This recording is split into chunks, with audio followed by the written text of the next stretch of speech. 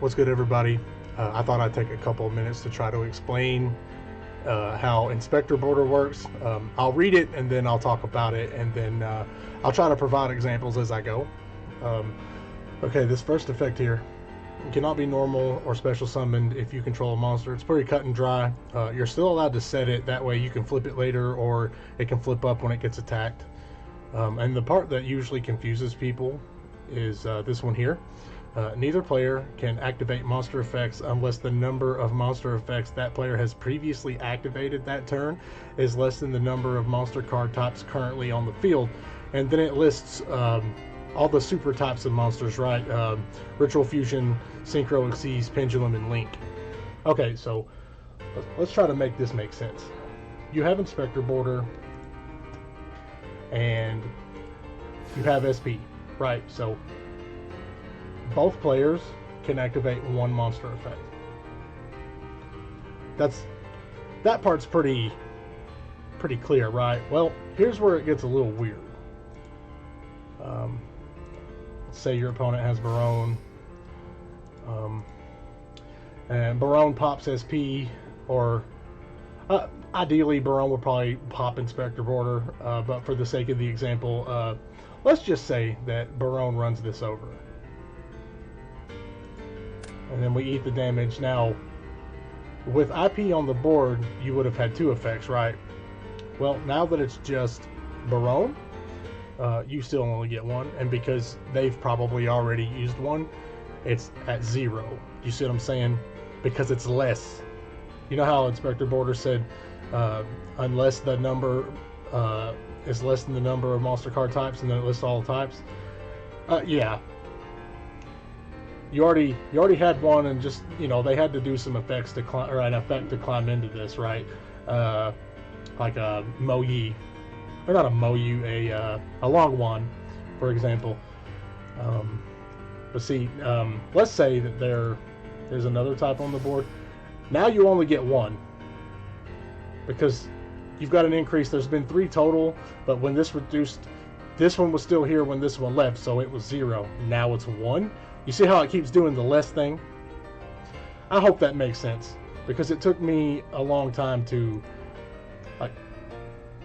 make sense of that. And then this last part of Inspector Border here in parentheses says, if an effect's activation was negated, it still counts towards the total for that turn.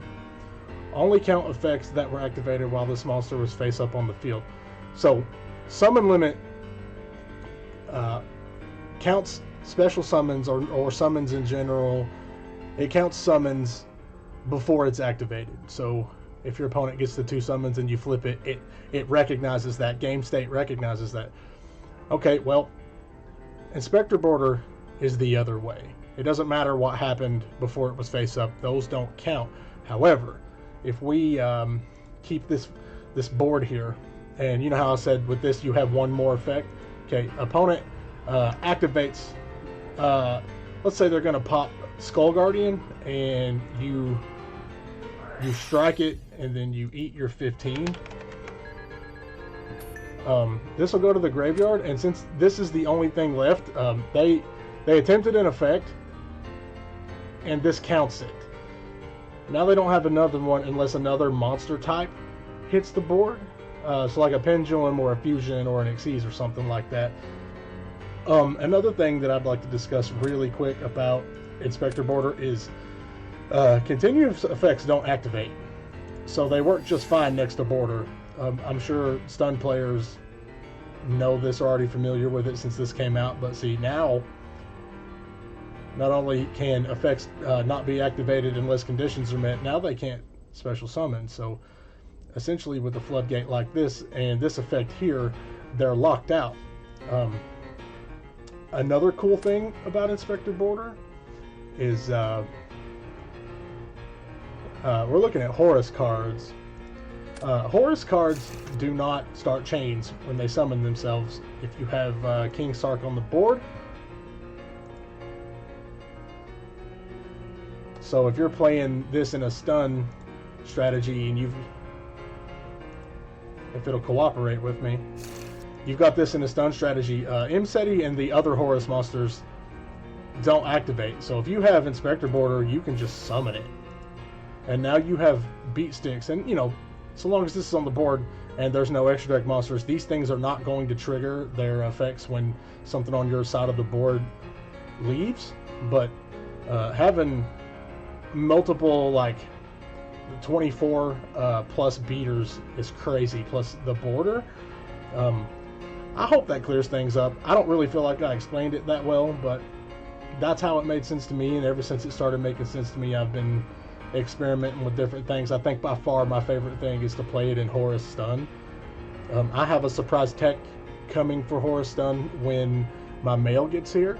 I ordered a bunch of stuff, so keep on the lookout for that. And then me and some friends of mine, one of the boys from Goot Gaming,